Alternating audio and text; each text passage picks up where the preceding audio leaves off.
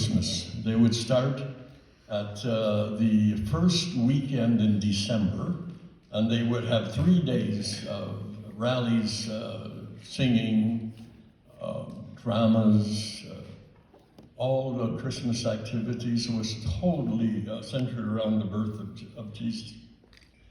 And so they would start the first weekend, second weekend, third weekend, fourth weekend.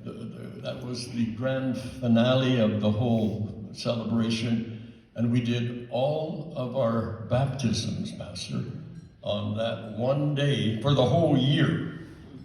And literally, you would sometimes have 150 people. You got physically exhausted from baptizing people.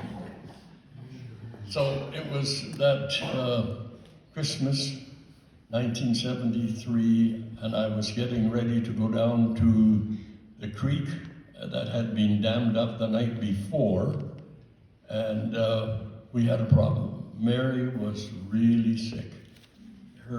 She had, I think it's a hangnail, but her thumb was just terribly swollen. Mary isn't a complainer, but she was just rocking back and forth with pain. And then I had to move, but I thought, well, what do we do? And then I said, you know what? I heard that you can lance, when the finger is swollen like that. Maybe it'll drain and the tension will be off. So Mary said, well, do anything. And so we went into the bedroom and got my Swiss Army knife, which I kept really sharp all the time. And I put it in the alcohol used to start the pressure lamps. I made sure it was safe to use that knife. And I cut it, and nothing came out. So I put a little bit of pressure on it, not much. And she had a convulsion. She passed right out. Ground her teeth. She was as white as a sheet. Oh man, what have I done to my wife? Scooped her up, and outside there were people waiting for me, and I said, guys, I'm gone to Latane. I'm taking my wife for the doctor. I'll be back whenever. And they said, Peter, you go with God's blessing, and we'll be praying, and you take your time. We've got all day. It didn't matter, how much time. So I put Mary in the back seat. Good thing she was short because we had a Volkswagen Beetle. And tore off at breakneck speed. I just loved driving fast, and this was a good opportunity. It was 22 miles away, got there, praying all along, Lord, we pray that Dr. Allen will be there because she could be out somewhere.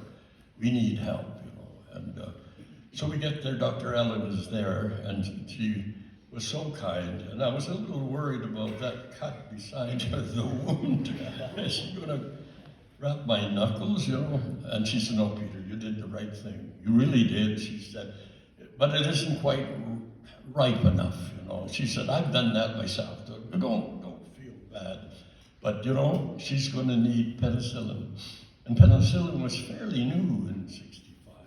It was the old format, glass thing, powder in it, and you put it into still water, shake it up, and then the needles that they had in the old days, So I said, I've never injected before. She said, don't worry, I'll give you a crash course. But unfortunately, it's going to be 10 injections. And don't cut short on it. You go the 10 days. And so she gets married and bend over. It's intermuscular. Is that what they say? Is that the word? In other words, it's in the butt, So she showed me how to give the injection. She said, now you have to be careful, you have it in the right part. And I still remember the term she said, upper, outer quadrant. So I memorized that.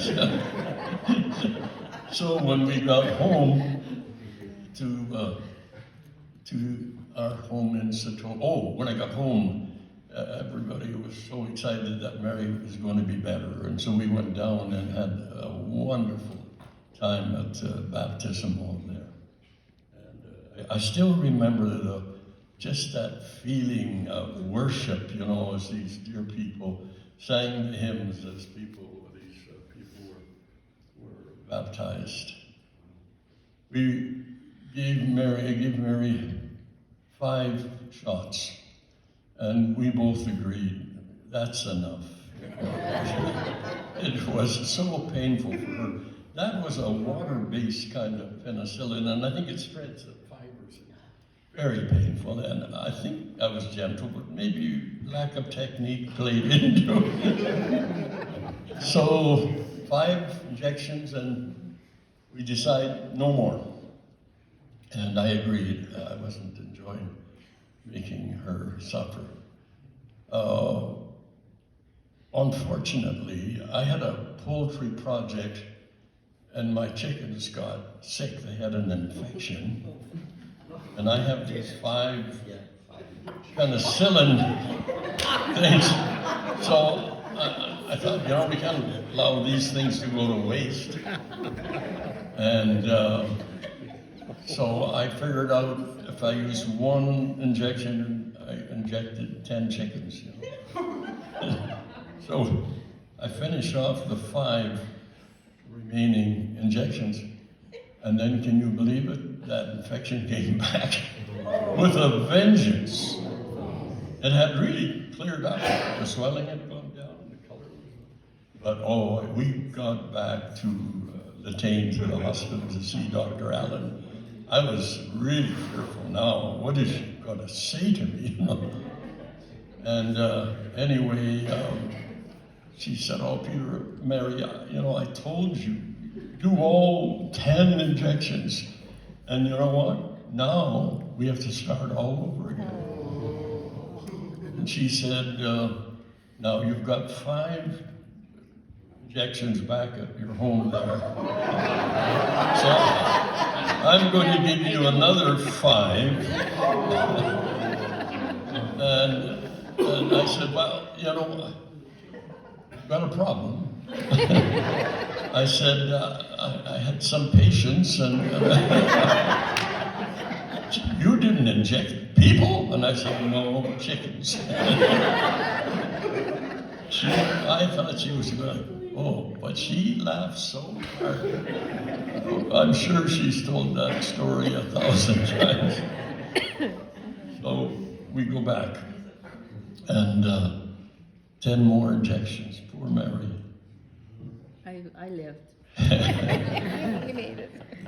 When we were commissioned to go out to Africa in 1965 at Beulah Alliance Church, the pastor's wife, Jill Anderson, gave us a Bible verse. It was from Hannah's prayer in 1 Samuel. "He keepeth the feet of the saints.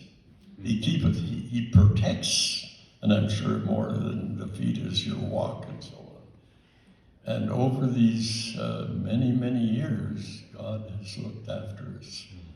That was just one of our Christmas times in Kenya.